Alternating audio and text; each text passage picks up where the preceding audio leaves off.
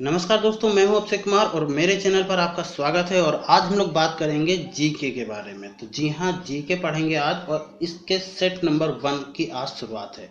इस सेट में मैंने 10 क्वेश्चन को कंपाइल किया है। इसी तरीके के 10 सेट होंगे। इस तरीके से आपको 100 क्वेश्चंस आपको जीके के मिल जाएंगे। ये ना केवल 100 क्वेश्चंस होंगे, इनके ऑप्शन से रिलेटेड मैं कितने भी क्वेश्चंस बना सकता हूँ ये मुझे भी नहीं पता, पर हाँ काफ़ी क्वेश्चन आपको मिलेंगे। तो चलिए शुरू करते हैं, क्योंकि हमें पता है कि एसएससी सीजीएल हो, रेलवे हो, एनटीपीसी में भी, इन सब में कहीं ना कहीं जीके आती है। तो इसके लिहाज से आपको ये जीके की सीरीज बहुत ज़्यादा बेनिफिट होने वाली है। तो चलिए आज का पहला क्वेश्चन शुरू करते हैं।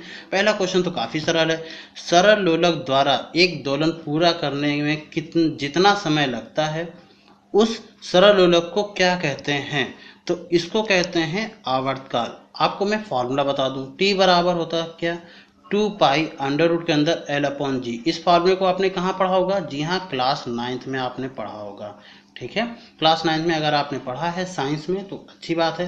फिगर में बना दूं तो फिगर की बात करें तो यहाँ पर एक बॉब लटकाया जाता था, एक गोला लटकाया जाता था, और उस गोले को यहाँ पर ला करके छोड़ दिया जाता था और ये पेंडुलम होता रहता था। जहाँ पर एल क्या होती थी? स्ट्रिंग की लंबाई, ये डोरी की लंबाई होती थी। जी क्या होता था? ग्रेविटेशनल फोर्स होता था, जिसकी वैल्यू 9.8 मीटर पर सेकेंड स्क्वायर होती है। तो ये ध्यान रखना, काफ़ी बार ये भी पूछा गया है कि जी की यूनिट क्या होती है, और जी की वैल्यू भी पूछी गई है। सेंटीमीटर में कितना होता था? 981 सेंटीमीटर पर सेकेंड स्क्वायर ये होता था। क्लियर? इतनी तो आपको चीज़ें याद करनी पड़ेंगी, रखनी पड़ेंगी। और हाँ, किसी एक सरल लोलक का जो आवर्तकाल होता है वो 2 सेकंड का होता है, इतना भी आपको याद रखना पड़ेगा। क्लियर? चलिए नेक्स्ट क्वेश्चन की तरफ बढ़ते हैं। चलिए क्वेश्चन नंबर 2 पर चलते हैं। क्वेश्चन नंबर 2 ये कह रहा है कि भारतीय संविधान के किस मौलिक अधिकार के अंतर्गत दुकानों, कॉमा होना चाहिए यहाँ पर, लगा लीजिएगा, स्नान घाट, होटल आदि स्थानों पर समान प्रवेश अधिकार शामिल हैं? तो ये किस आर्टिकल्स के, किस स्वतंत्रता के अंतर्गत है? तो सबसे पहले इसका आंसर तो वैसे ऑप्शन नंबर ए हो जाएगा, स्वतंत्रता का अधिकार और व्यक्तिगत स्वतंत्रता, क्योंकि ये आपका 19 आर्टिकल से लेकर के 22 आर्टिकल्स तक है। इसमें बहुत सारे हैं, 19A है, 19C है, 19E, G, 20 भी है, 20A है, 21A है, सॉरी 21 है और 21A है।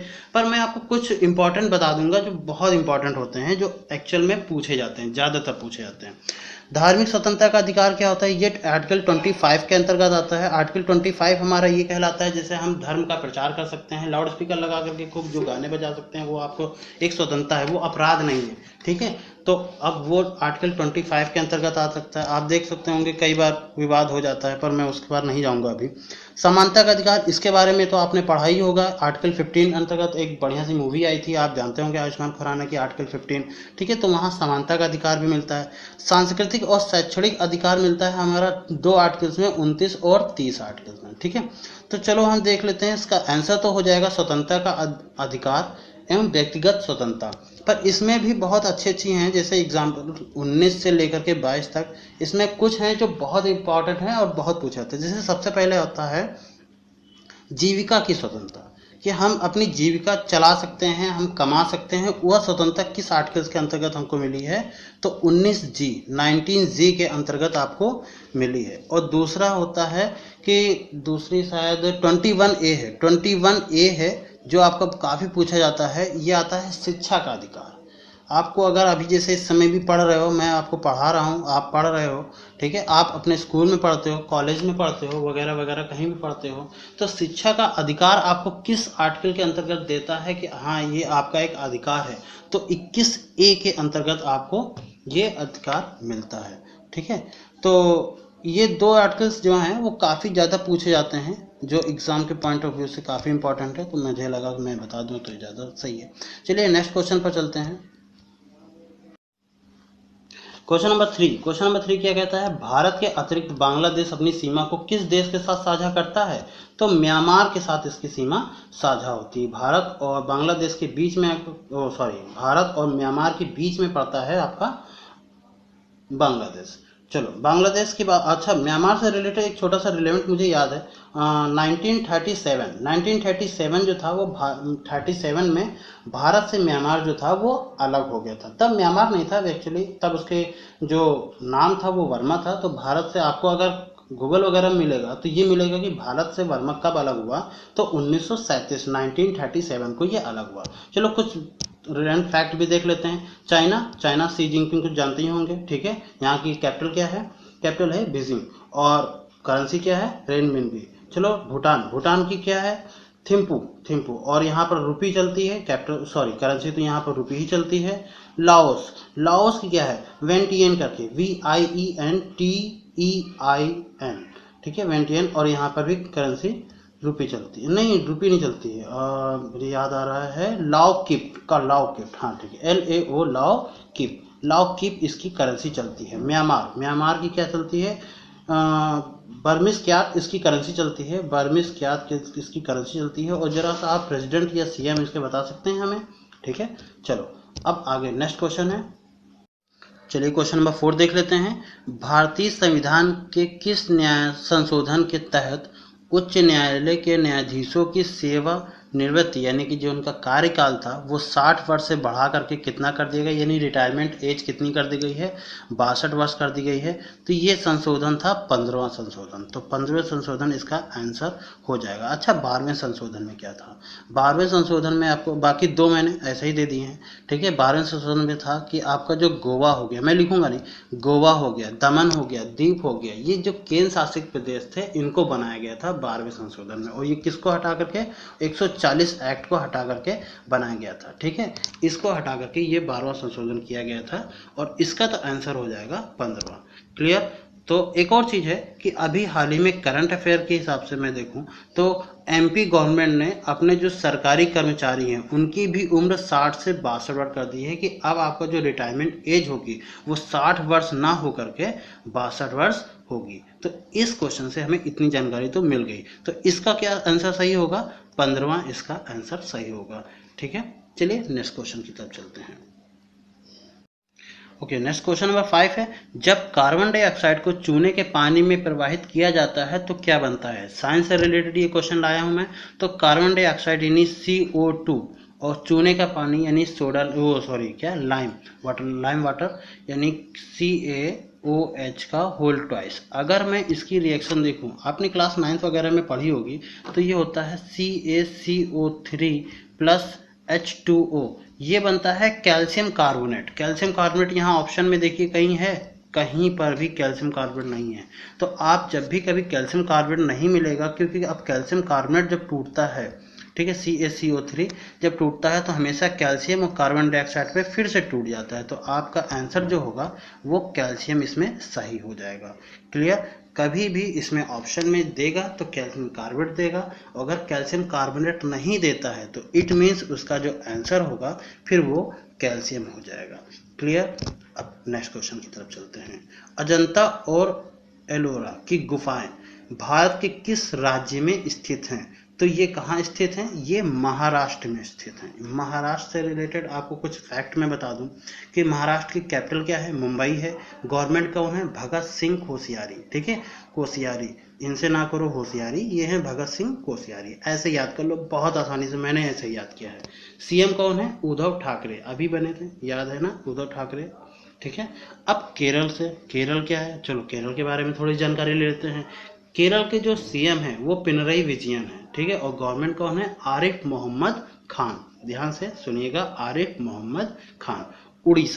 उड़ीसा से रिलेटेड कुछ फैक्ट मैं बता देता हूँ। CM, बस CM और गवर्नमेंट ज़्यादातर मैं बताऊंगा। CM कौन है? नवीन पटनायक इनके CM हैं। और उड़ीसा के गवर्नर हैं गणेशी लाल उड़ीसा के गवर्नर है। जम्मू कश्मीर के आप गवर्नर और CM ना ढूंढिएगा क्योंकि अभी ये है नहीं, ठीक है। ओके, शेरशाह सूरी ने किस मुगल शासक को पराजित किया था? तो शेरशाह सूरी ने किसको पराजित किया था? इसका आंसर आप कौन बताएगा? हुमायूं को उन्होंने पराजित किया था, ठीक है। इसका आंसर आप डायरेक्टली याद कर सकते हैं। चलिए नेक्स्ट क्वेश्चन देखते हैं।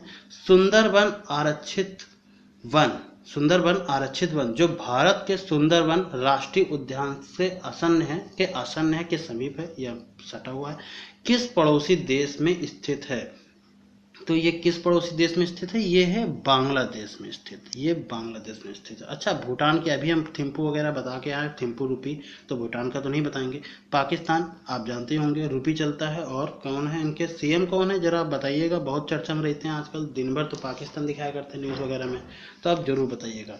नेपाल से रिलेटेड आपको बहुत सारे फैक्ट मैं बताता हूँ। चलो, नेपाल से रिलेटेड सबसे पहले जो सीएम है वो केपी शर्मा ओली, ठीक है, यहाँ के सीएम है। और नेपाल में जो करेंसी चलती है वो रुपी चलती है, वो भी क्या चलती है वहाँ पर? नेपाली रुपया चलता है। अच्छा, भूटान से एक और रिलेटेड फैक्ट मुझे याद आया अभी, कि अभी भारत सरकार जब मतलब भारत के लोग वहाँ जाते थे तो भूटान उन पर कोई टैक्स नहीं वसूलता था, वो फ्री ऑफ एंट्री देता था। तो अब वहाँ की वीज़ा पर भी टैक्स लगा, वहाँ पर जो भी देखने वाली चीज़ें हैं वहाँ पर अब उनसे टैक्स भी लिया जाएगा। चलिए फिर नेपाल पर आते हैं। तो मैंने बताया नेपाल के सीएम कौन है? केपी शर्मा ओली हैं। यहाँ पर रुपी चलती है, ठीक है, करेंसी क्या चलती है? रुपी चलती है। और कैपिटल क्या है? काठमांडू यहाँ की कैपिटल है। अच्छा, काठमांडू से कुछ याद आया? काठमांडू से याद आना चाहिए थोड़ा सा कि सार्क, सार्क का हेडक्वार्टर कहाँ पर है? काठमांडू में ही है, ठीक है। चलिए, बांग्लादेश की राजधानी तो आपको पता ही है क्या होगा? ढाका। और फिर उसके बाद करेंसी टका चलती है, और यहाँ के जो सीएम है वो शेख हसीना है, ठीक। चलिए आगे, नेक्स्ट क्वेश्चन। तो आपका नेक्स्ट क्वेश्चन है, निम्नलिखित देशों में से कौन सा देश क्षेत्रीय सहयोग के लिए दक्षिण एशियाई संगठन यानी सार्क, अभी इसकी बात करी थी सार्क ऊपर वाले क्वेश्चन में, सार्क का सदस्य नहीं है? तो सबसे पहले सार्क का फुल फॉर्म आपको पता होना चाहिए, south Asian association for regional cooperation, ठीक है, south Asian association for regional cooperation, ये इसका फुल फॉर्म है।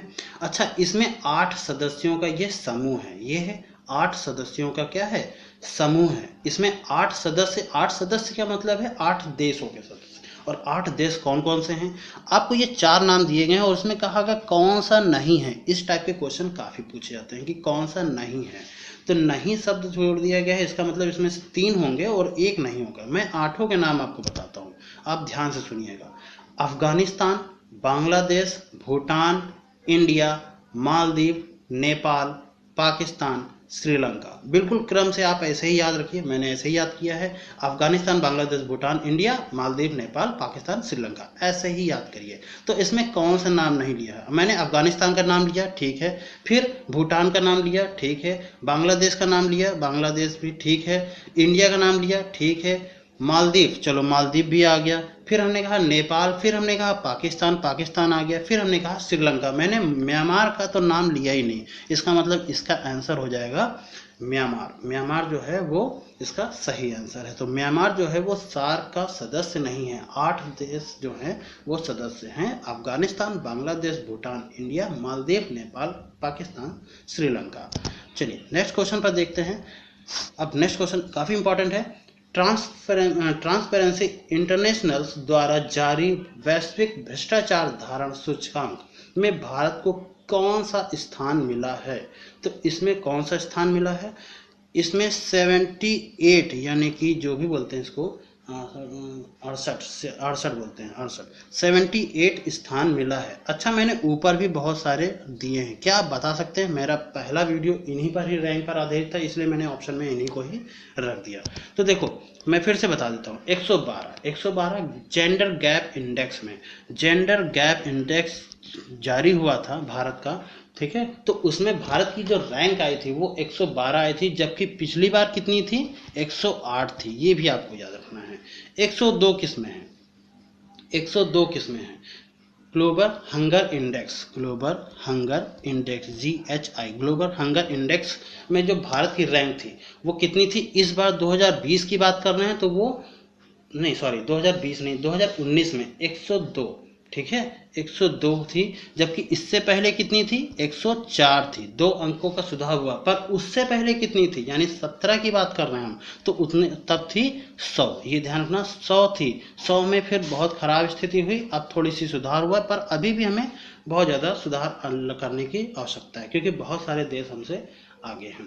अच्छा, 142वां, ये इसके लिए तो हमने बताया था प्रेस फ्रीडम इंडेक्स, याद आया कुछ, प्रेस फ्रीडम इंडेक्स 2020 के अनुसार प्रेस फ्रीडम इंडेक्स में जो रैंक रही थी वो कितनी रही थी, 142 रही थी। 2019 में कितनी रही थी, 2019 में रही थी, यानी कि 2019 में 140 रही थी। और 2018 में कितनी रही थी, अगर मैं बात करूं 2018 की, तो 138 रही थी। तो देख लीजिए किस तरीके से प्रेस की स्वतंत्रता धीरे धीरे खराब होती जा रही है। और इस बार कितने देश शामिल हुए थे, 168 नहीं 180 देश शामिल हुए थे। तो 180 में से कितनी खराब स्थिति है, 140 नहीं है एक्चुअली, अब तो 142 हो गई है।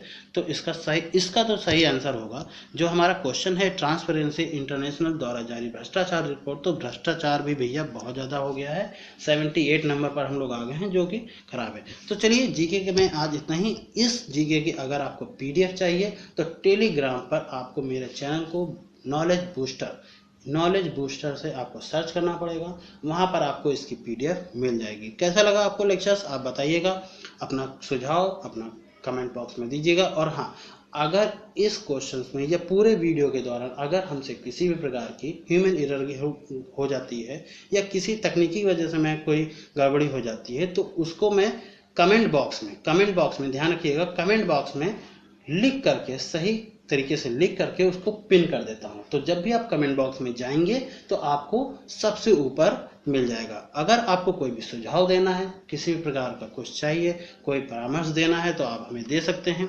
चलिए तब तक के लिए चलते, और लाइक शेयर सब्सक्राइब जरूर कर दीजिएगा, ठीक है, अपने दोस्तों तक पहुंचाइए काफ़ी जल्दी में। और मैं कोशिश करूंगा कि बहुत सारी नई नई चीज़ें लाऊं, और मैं अभी दिमाग में बहुत सारा कुछ है, तो मैं धीरे धीरे सब कुछ लाऊंगा। तब तक के लिए जय हिंद।